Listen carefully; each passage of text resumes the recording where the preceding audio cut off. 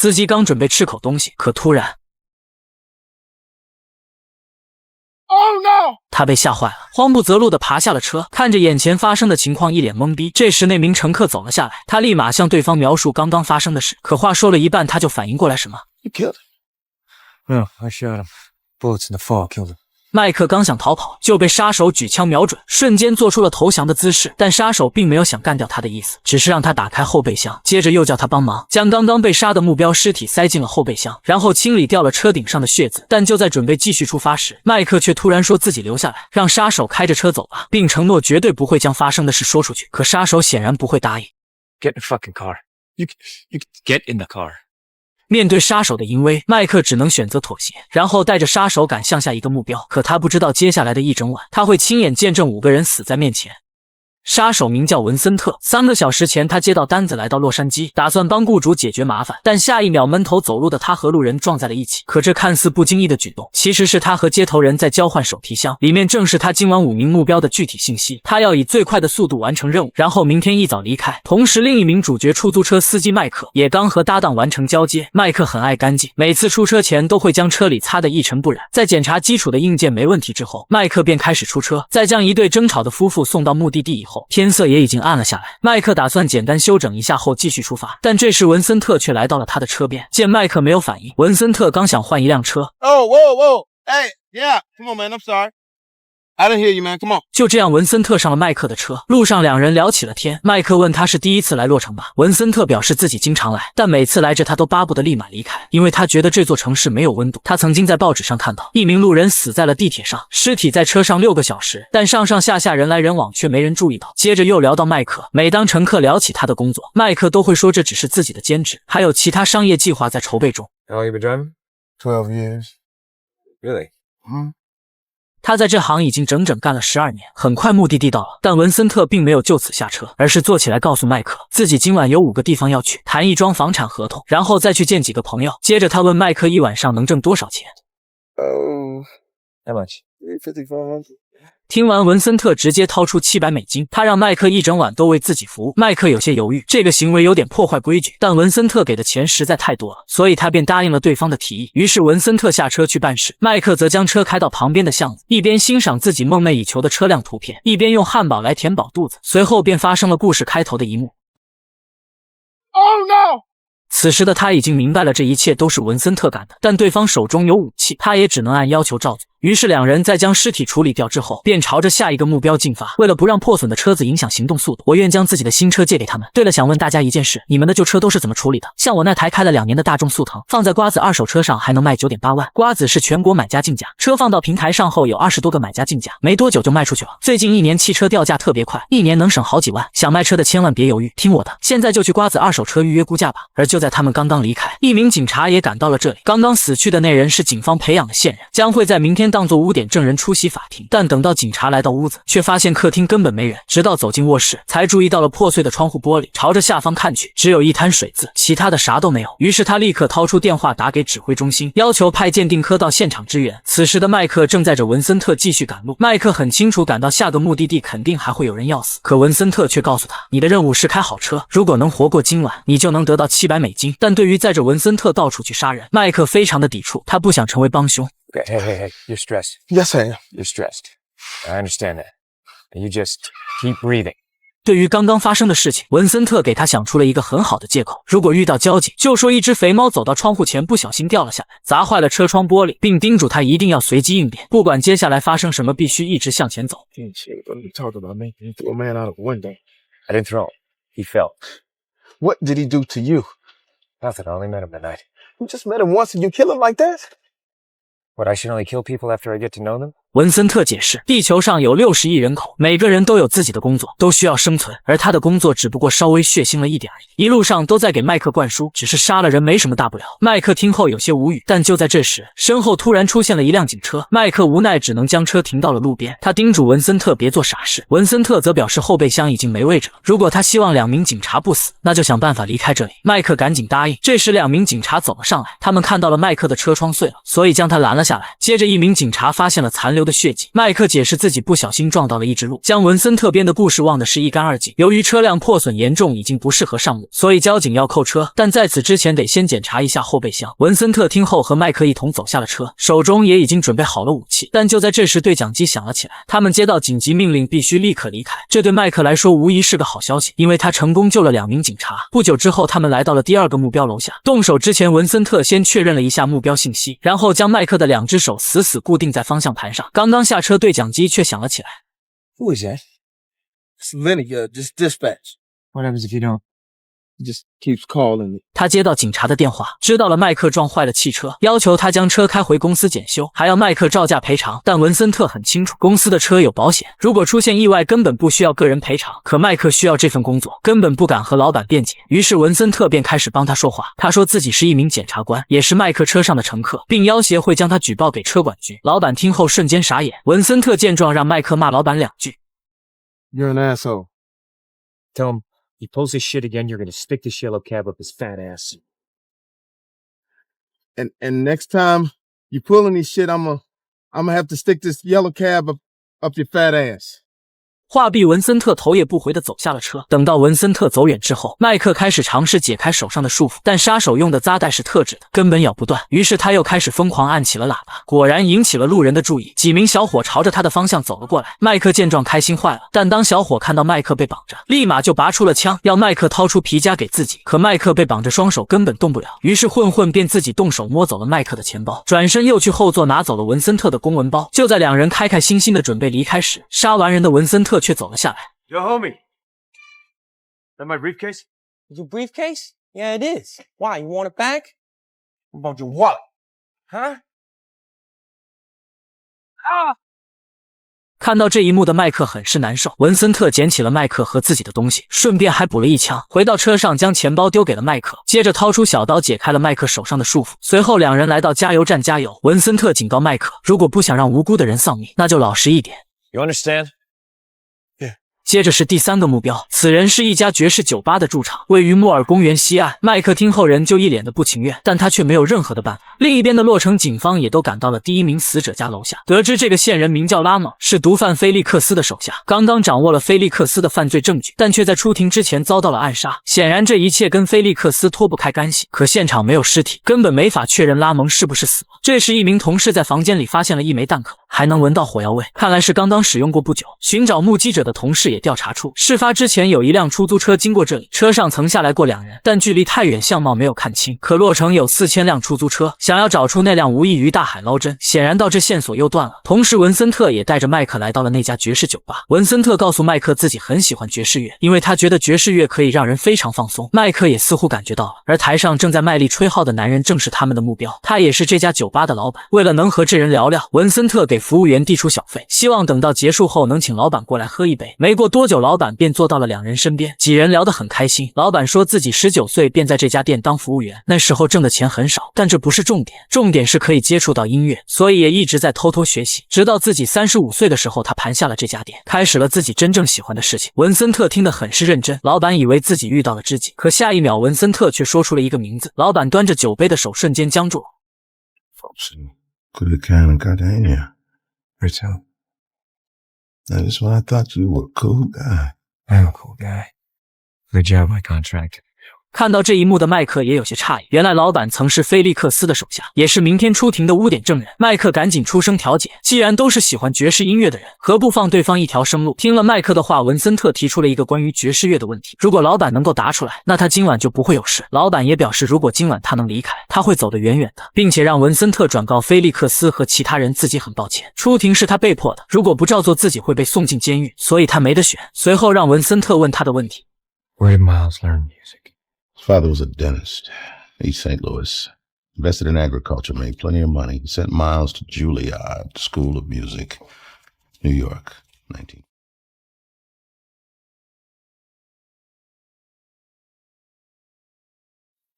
显然老板回答错了，因为迈尔斯不到1年就退学了，而是跟着查理派克学习了3年。麦克看到这一幕很是气愤，他受够了不想干了，让文森特去找其他的司机吧。文森特听后上去就给了麦克一套连招，他警告麦克自己不是闹着玩的，如果他继续执着，自己不建议给他一颗花生米。就在僵持之时，车内的对讲机又响了起来。文森特从车内拿出了对讲机，原来是麦克的妈妈找他。由于老妈一直联系不上麦克，所以就将电话打给了出租车公司老板。在得知麦克的母亲住院后，文森特说要和麦克一起去见他的母亲。麦克听后拒绝。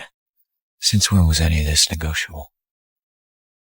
接着两人就来到了医院，为了让自己看上去更像麦克的朋友，文森特还在前台买了一个花篮。电梯里，他们和前来办案的警察方宁撞到了一起，但双方并不认识对方，所以什么都没有发生。随后两人来到了麦克母亲的病房，听儿子说花是文森特买的。麦克的母亲表现得相当热情，拉着文森特的手喋喋不休，但这时麦克却看向了文森特的手提箱，于是趁两人聊天的功夫，提起箱子就跑。反应过来的文森特也立刻追了出来，两人开始在医院你追我赶，一直来到了一座天桥之上。眼看文森特离自己越来越近，麦克果断站住脚步，接着抬手将箱子扔向了天桥下来往的车流。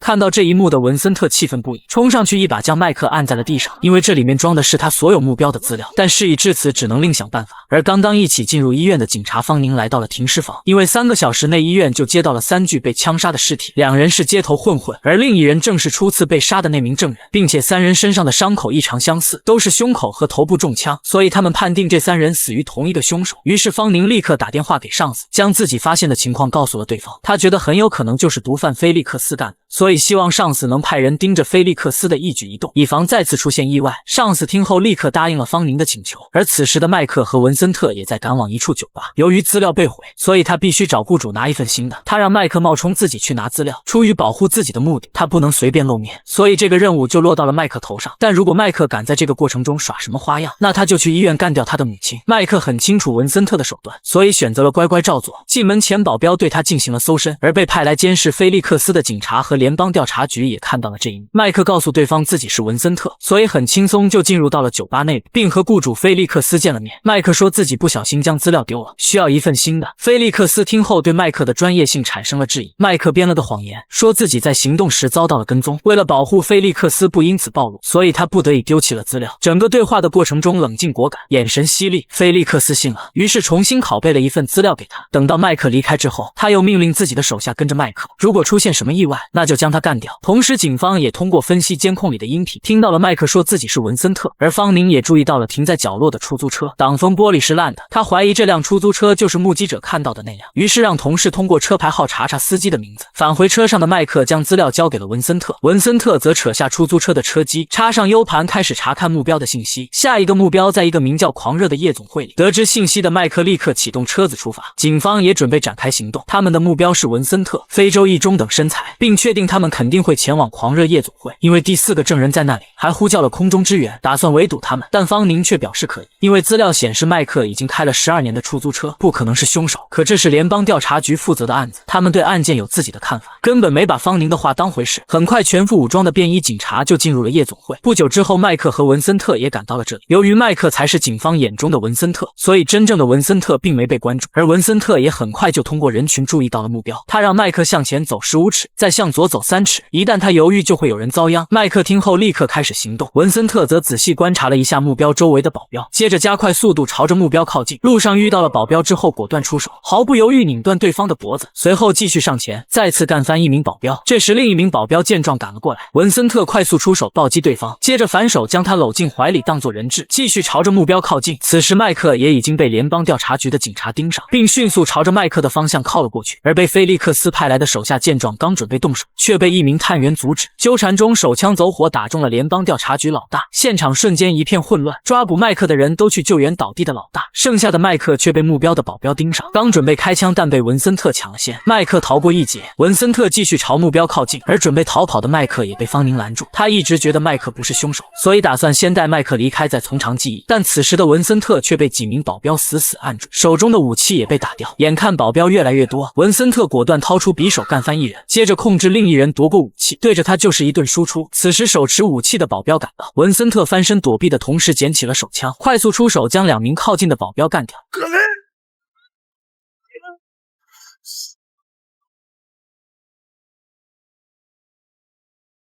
干掉目标之后，立刻开始撤离。此时的麦克和警察方宁也刚刚出门。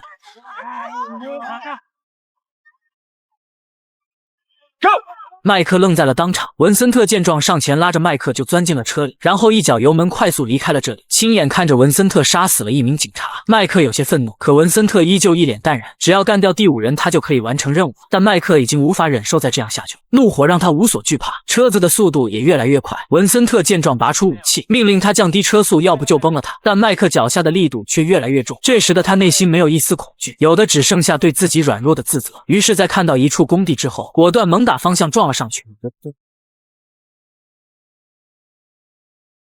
汽车在一顿翻转之后停了下来，两人都被撞得七荤八素。听到远处的警笛声，文森特使出全力爬出了车，朝着远处跑去。很快警察赶到，麦克也爬了出来。警察上前查看麦克的伤势，并让他安心一点，一切会好起来的。接着便开始查看出租车的受损情况，却意外看到了后备箱里的尸体，于是立刻举枪对准了麦克。麦克知道警察发现了什么，也乖乖举起双手跪在地上束手就擒。但这时他却注意到了车内平板上的信息，这是文森特的第5个目标，上面的女孩麦克很熟悉，之前麦克曾载过女孩，女孩是一名法官。一路上两人聊得非常开心，麦克对女孩动了心，而女孩也在离开前给了麦克名片。知道文森特接下来要去杀掉女孩，麦克不准备坐以待毙，他一记过肩摔将警察按在身下，然后捡起旁边掉落的武器。警察很配合，麦克用手铐将他锁到了车上，接着朝女孩工作的大楼跑去，路上还顺便抢了一部手机。 Hey, whoa! Fuck! 接着掏出女孩给自己的名片，按照上面的号码拨出去了一个电话。而此时的安妮正在努力工作，根本没注意旁边的电话。麦克连续拨打了几遍，最终安妮接了起来。麦克告诉对方自己是今天的出租车司机，安妮听后却表示这个点打电话有些奇怪，但麦克根本顾不了这么多。他告诉安妮说有个叫文森特的家伙要来杀你，可安妮却觉得他是在开玩笑。 It's not a joke. Listen to me, Annie. Listen to me, please. Felix hired him. That Felix worked. Felix Reyes Torreno. How do you know about my case? I don't understand what's going on. All I know is that he's already killed witnesses. He's coming to kill you. 此时的文森特也已经举枪摸到了楼上，他一脚踹开了安妮的办公室大门，却发现里面空空如也，根本没有安妮的踪迹。因为此时的安妮正在2层之上的16楼，而麦克也看到了正在14楼的文森特。他让安妮躲起来，然后拨打911。可这句话刚说完，他的手机就没电了。同一时间，文森特也注意到步话机显示16楼正在通话，于是眼神凶狠地看向了楼上，接着来到整个大楼的电力控制系统。在他的破坏下，整座大楼失去了电力，而麦克也加快速度朝着大楼的方向跑来，发现大厅里根本没人，只有一个被干掉的安保，于是举枪打碎了大门玻璃，打算上楼解救安妮。而此时的安妮也知道大事不妙，于是躲进了黑暗之中。这时文森特也来到了16楼，开始挨个办公室寻找起来。安妮不敢发出任何声音，匍匐在地板上一点点移动，但下一秒文森特就举枪出现在他的身后。 Let it go. Max? Why? What are you gonna do about it? 文森特中枪倒地，麦克拉起安妮快速逃跑，但刚刚那一枪并没有击中文森特的要害。在看到两人之后，对着他们逃跑的方向就是一顿火力输出，好在一枪都没击中，于是立刻跟着冲了出去。逃到楼下的两人根本不敢有一丝停留，很快就跑到了楼下的地铁站，而文森特也紧跟着冲了进来。这时刚好一列地铁到站，两人立刻趴着躲进了地铁中。文森特看着到站的地铁，于是立刻跳到了列车轨道之上。就在两人以为终于甩开了文森特之时，文森特却爬到了列车尾部，接着打开后门就走进了车厢。麦克第一时间看到了文森特，于是带着安妮继续朝前面逃去。这时列车即将到站，而文森特还在挨个车厢搜索。门一打开，文森特立刻冲了出去。麦克看到文森特后又缩了回来，两人如同热锅上的蚂蚁，一时间有些不知所措。这时列车要启动了，于是文森特重新回到了车上。麦克见状继续带着安妮朝前跑去，但这已经是最后一节车厢了，两人显然无路可逃，而文森特也已经追了上来。麦克知道必须得做出反击了。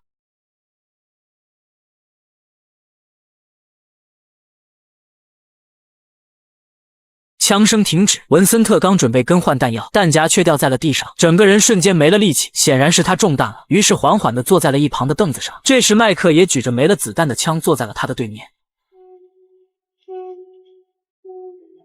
We're almost at the next stop. Hey, Max. A guy gets on the MTA here in LA and dies. They get it by on notice. 说完这句话的文森特慢慢地垂下了头，最终死在了他所讨厌的城市。但对于麦克和安妮来说，这将是他们的重生。两人相互搀扶，一起离开了地铁站，以后美好的日子还在等着他们。此剧结。